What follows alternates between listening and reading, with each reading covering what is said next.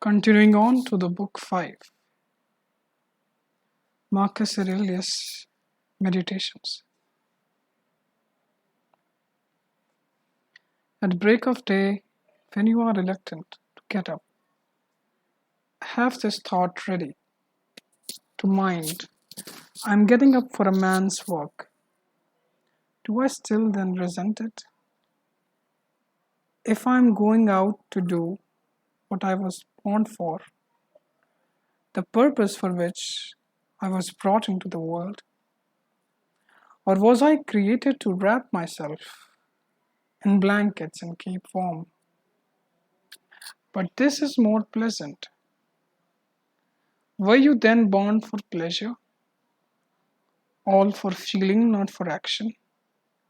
Can you not see plants, birds, ants, spiders, bees, all doing their own work, each helping in their own way to order the world?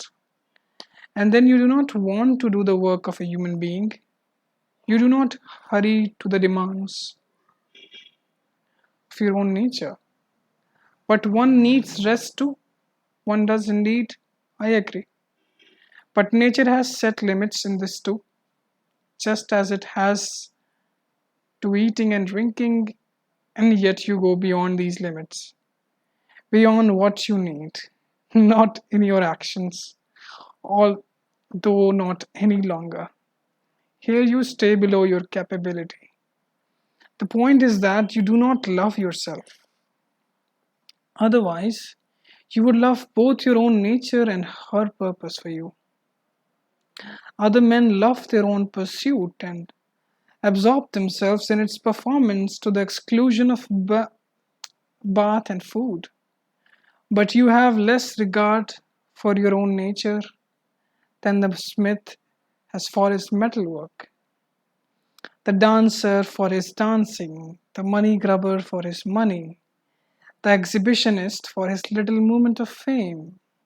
Yet these people, when impassioned, give up food and sleep for the promotion of their pursuits.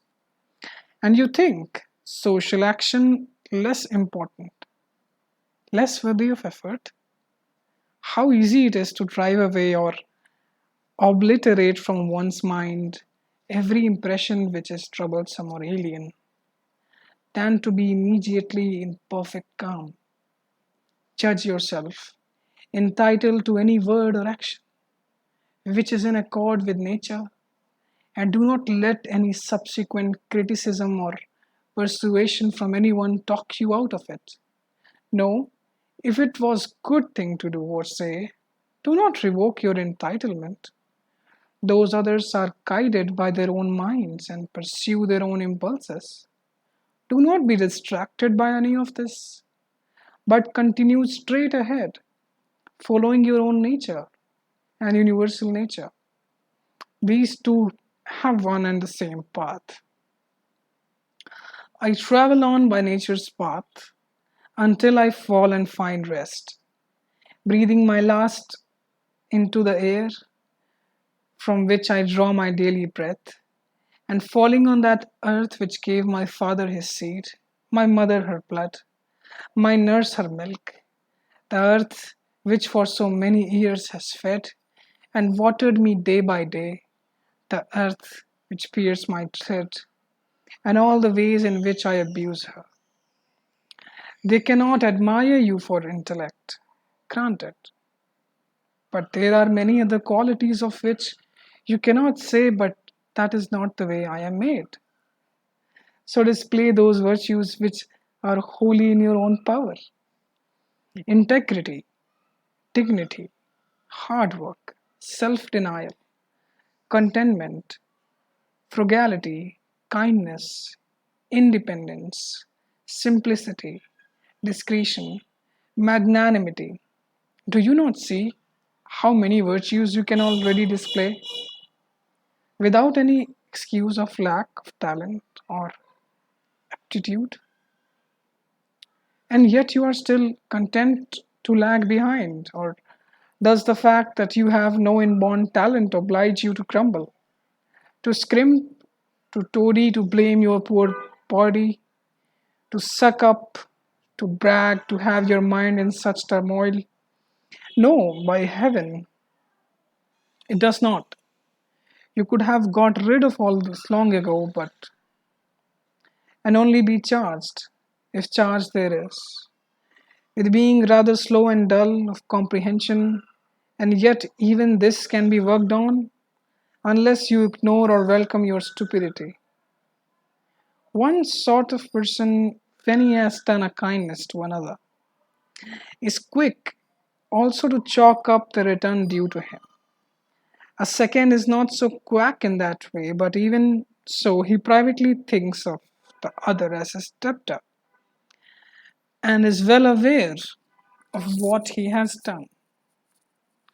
A third sort is, in a way, not even conscious of his action, but is like the vine which has produced grapes and looks for nothing else. Once it has borne its own fruit, a horse that has raced, a dog that has dragged, a bee that has made honey, and a man that has done good. None of these know what they have done, but they pass on to the next action, just as the vine passes on to bear grapes again in due season.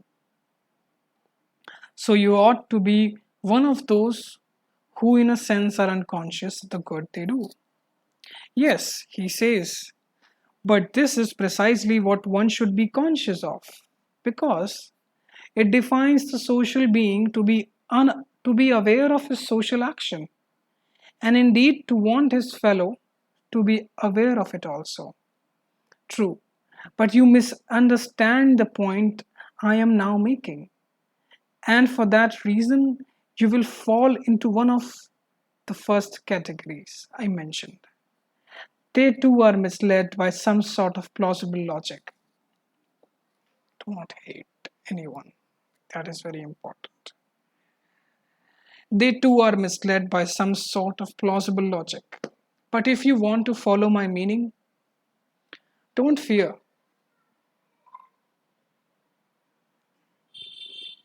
that this will lead you to any deficiency of social action.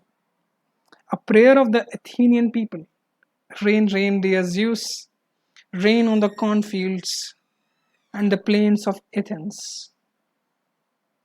Prayer should be thus simple and open or not at all. Just as it is commonly said that Asclepius has prescribed someone horse riding or cold baths or walking barefoot. So we could say that the nature of the whole has prescribed him disease, disablement, loss, or any other such affliction. In the first case, prescribed means something like this: ordered this course for this person is conducive to his health. In the second, the meaning is that what happens to each individual is somehow arranged to conduce to his destiny.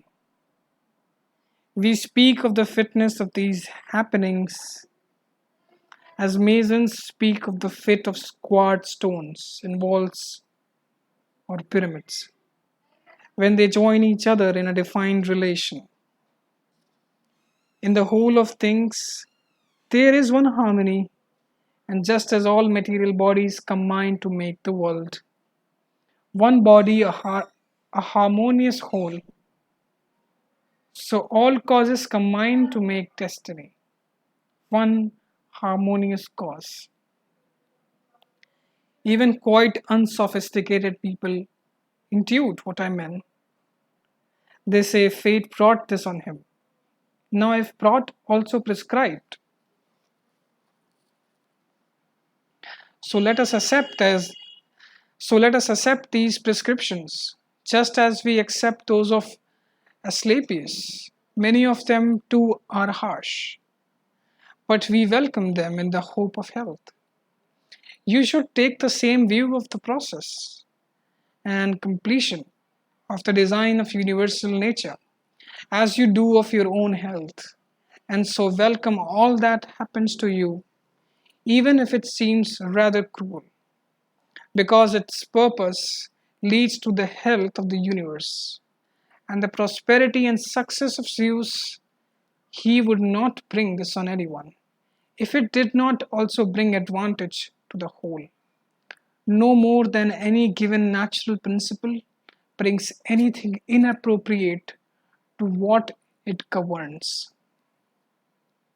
So, there are two reasons why you should be content with your experiences. One is that this has happened to you, was prescribed for you, and is related to you, a thread of destiny spun for you from the first by the most ancient causes. The second is that what comes to each individual is a determining part of the welfare, the perfection, and indeed the very coherence of what which governs the whole. Because the complex because the complete whole is maimed if you sever even the tiniest fraction of its connection and continuity. This is true of its constituent parts, and true likewise of its causes. And you do sever something to the extent that you can. Whenever you fret at your lot, this is in a sense a destruction. Do not give up in disgust or impatience if you do not find action on the right principles consolidated into a habit in all that you do. No, if you have taken a fall, come back again and be glad if most of your actions are on the right side of humanity, and love what you return to. Do not come back to philosophy as a schoolboy to tutor, but rather as a man which ophthalmia returns to his sponge and salve, or another to his poultice or lotion. In this way, you will prove that obedience to reason is no great burden, but a source of relief. Remember too that philosophy wants only what your nature wants, whereas you were wanting something unnatural to you. Now, what could be more agreeable than the needs of your own nature? This is the same way that pleasure trips us. But look and see whether there is something more agreeable in magnanimity, generosity, simplicity, consideration, piety, and what is more agreeable than wisdom itself? When you reflect on the sure and constant flow of our faculty for application and understanding, realities are wrapped in such a wheel that several philosophers of distinction have thought them altogether beyond comprehension, while even the Stoics think them hard to comprehend, and every accent we may give to our perception is fallible, and every accent we may give to our perception is fallible. The infallible man does not exist. Pass then to the very objects of our experience. How short lived they are, how shoddy a catamite, a whore, a thief could own them. Go on now to the characters of your fellows. It is hard to tolerate even the best of them, not to speak of one's difficulty in enduring even oneself. In all this murk and dirt, in all this flux of being, time, movement, things moved, I cannot begin to see what on earth there is to value or even to aim for. Rather, the opposite. One should console oneself with the anticipation of natural release, not impatient of its delay, but taking comfort in just these two thoughts. One, that nothing will happen to me which is not in accordance with the nature of the whole. The other, that it is in my control to do nothing contrary to my God and the divinity within me. No one can force me to do the offense.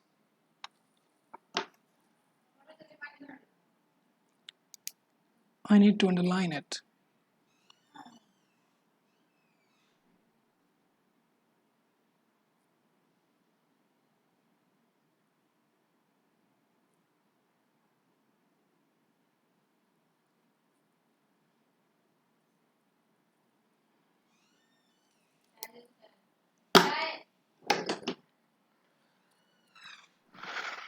One that, so I am repeating it again. One, that nothing will happen to me which is not in accordance with the nature of the whole. The other, that it is in my control to do nothing, contrary to my God and the divinity within me. No one can force me to this offense. To what use then am I now putting my soul? Ask yourself this question on every occasion. Examine yourself. What do I now have in this part of me called the directing mind? What sort of soul do I have after all? Is it that of a child, a boy, a woman, a despot, a beast of the field, a wild animal? Here is a way to understand what sort of things the majority take to be goods. If you think of the true goods, there are wisdom, for example, self control, justice, courage. With these in your mind, you could not give any credence to the popular saying of too many goods to make a room, because it will not apply. But bearing in mind what the majority see as good, you will hear and readily accept what the comic poet says as a fair comment. Even the majority can intuit this difference. Otherwise, the saying would not both cause offense and rejection, while at the same time we take it as a telling and a witty comment on wealth and the privileges of luxury and fame. Go on then, and ask whether we should value and judge as goods those things which, when we have thought of them, would properly apply to their owners. The saying, he is so rich, he has no room to shift. I am made up of I am made up of the causal and the material. Neither of these will disappear into nothing.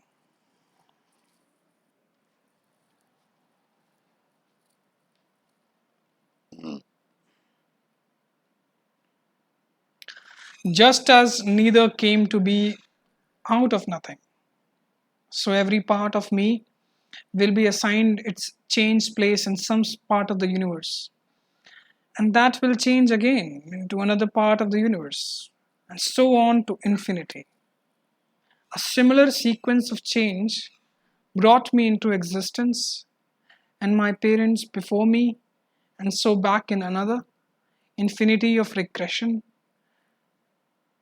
Nothing forbids this assertion, even if the universe is subject to the completion of cycles. Reason and the art of reasoning are faculties self determined by their own nature and their own products. They start from the relevant premise and follow the path to the proposed end. That is why acts of reason are called rights act, signifying the rightness of the path thus followed. One should pay no attention to any of those things which do not belong to man's portion. Incumbent on him as a human being, they are not demanded of a man. Man's nature does not proclaim them. They are not consummations of that nature. Therefore, they do not constitute man's end either, nor yet any means to that end. That is good. Further, if any of these things were incumbent on a man, then it would not have been incumbent on him to disdain or resist them. We would not commend the man who shows himself free from need of them. If these things were truly goods, a man who fails to press for his full share of any of them could not be a good man. But in fact, the more a man deprives himself of these, or such like, or tolerates others depriving him, the better a man he is. The better a man he is.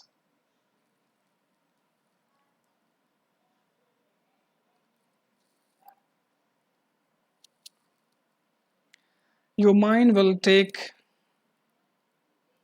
on the character of your most frequent thoughts. Souls are dyed by thoughts. So dye your own with a succession of thoughts like these. For example, where life can be lived, so can a good life. But life can be lived in a palace. Therefore, a good life can be lived in a palace. Again, each creature is made in the interest of another. Its course is directed to that for which it was made. Its end lies in that to which its course is directed.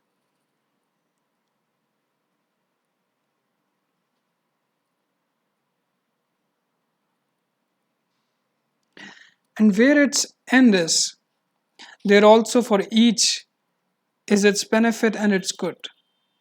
It follows that the good of a rational creature is community. It has long been shown that we are born for community.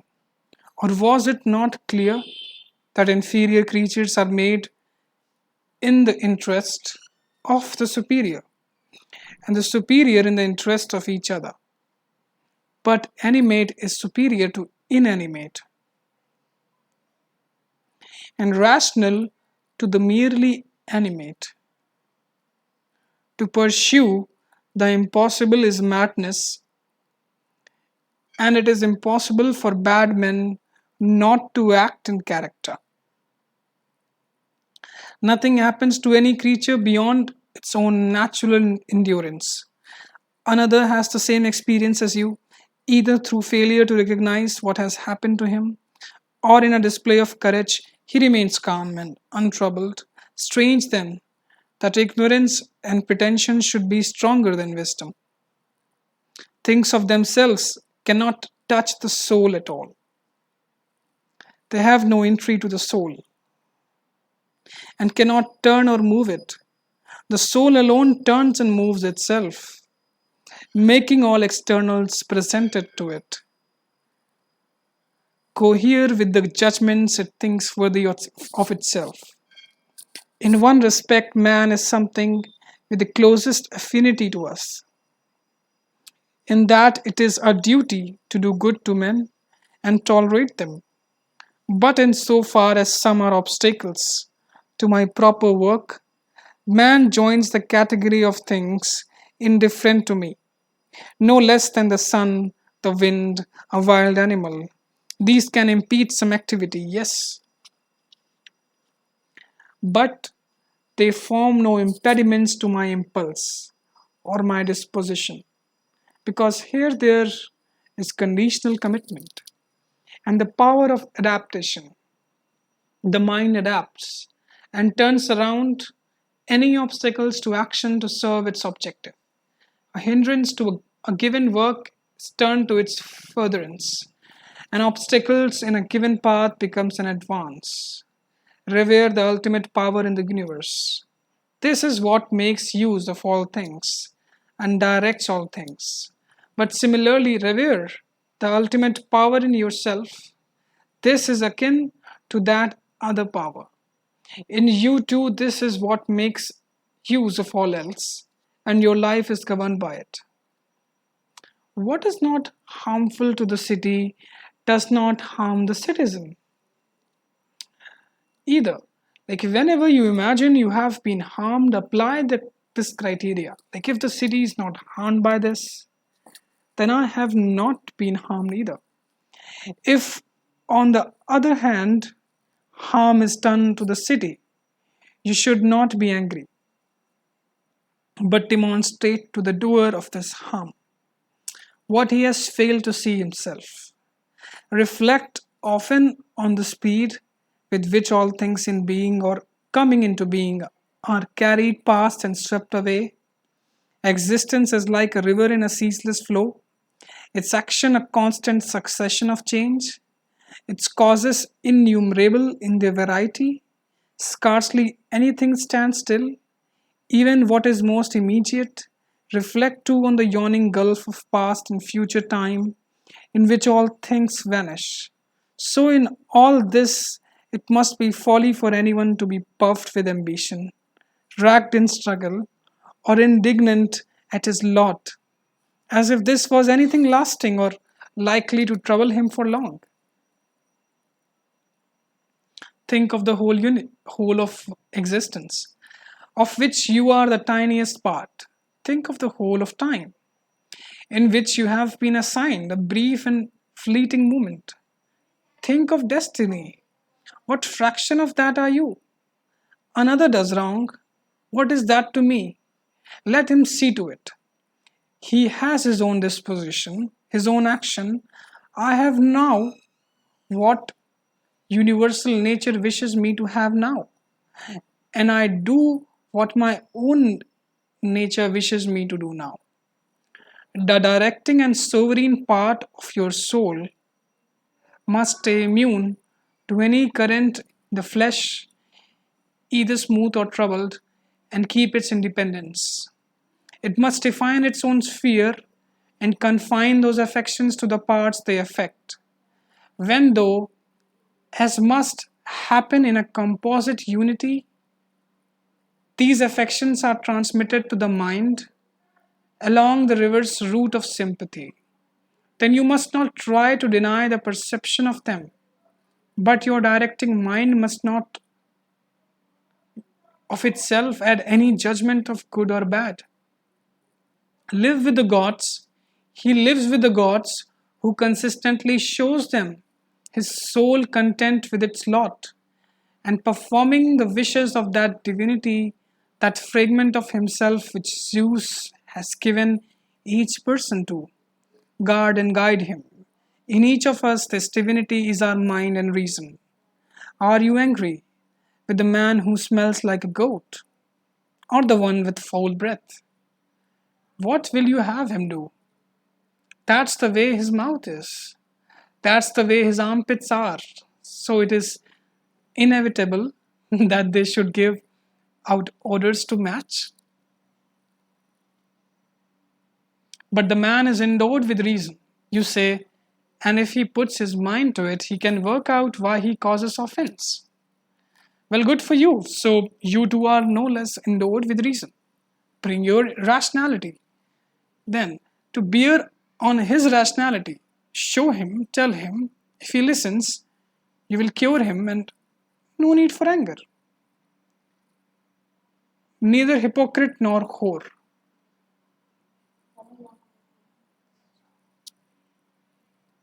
You can live here in this world just as you intend to live when you have left it. But if this is not allowed you, then you should depart life itself. But not as if this were some misfortune. The fire smokes and I leave the house. Why think this any big matter? But as long as no such thing drives me out, I remain a free man and no one will prevent me doing what I wish to do. And my wish is to follow the nature of a rational and social being. The intelligence of the whole is a social intelligence. Certainly, it has made the lower for the sake of the higher and set the higher in harmony with each other. You can see how it has subordinated some creatures, coordinated others, given each its proper place, brought together the superior beings in unity of mind. How have you behaved up to now towards gods, parents, brothers, wife, children, teachers, tutors, friends, relations, servants? Has your principle up to now with all of these been say no evil, do no evil? Remind yourself what you have been through and had the strength to endure, that the story of your life is fully told and your service completed. How often you have seen beauty, disregarded pleasure and pain, foregone glory, and been kind to the unkind. Why do unskilled and ignorant minds confound the skillful and the wise? Well, what is the mind of true skill and wisdom? It's the mind which knows the beginning and the end, and knows the reason, which informs all of existence and governs the whole in appointed cycles through all eternity. In no time at all ashes or bare bones, a mere name or not even a name. And if a name, only sound and echo. The prizes of life, empty, rotten, puny puppies snapping at each other, children squabbling, laughter turning straight to tears, and faith, honor, justice, and truth flood up to Olympus from the wide, wide earth. So, what is there left to keep us here? If the objects of sense are ever changeable and unstable, if our senses themselves are blurred and easily smudged like wax, if our very soul is a mere exhalation of blood, if success in such a world is vacuous, what then? A calm wait for whatever it is, either extinction or translation. And until the time for that comes, what do we need? Only to worship and praise the gods, and to do good to men, to bear and forbear, and to remember that all that lies within the limits of our poor carcass and our little breath is neither yours nor in your power. Yes, you can always ensure the right current to your life if you can first follow the right path. If that is, your judgments and actions follow the path of reason. There are two things common to the souls of all rational creatures: God or man. They are immune to any external impediment, and the good they seek resides in a just disposition and just action. With this, the limit of their desire. If this is no wrongdoing of mine, nor the result of any wrong done to me, and if the community is not harmed, then why do I let it trouble me? And what is the harm that can be done to the community? Don't let the impression of other people's grief, carry you away indiscriminately. Yeah, help them, yes, but as best as you can, and as the case deserves, even if their grief is for the loss of something indifferent. But do not imagine their loss as any real harm. That is the wrong way of thinking. Rather, you should be like the old man in the play who reclaimed at the end his foster child's favorite toy, never forgetting that it was only a toy. So there you are, broadcasting your pity on the hustings. Have you forgotten, man, what these things are worth? Yes, but they are important to these folk. Is that any reason for you to join their folly? There was a time when I met luck at every turn, but luck is the good fortune you determine for yourself, and a good fortune consists in good inclinations of the soul, good impulses, good actions. From here on, book 5 ends, and in the next session we will continue with book 6.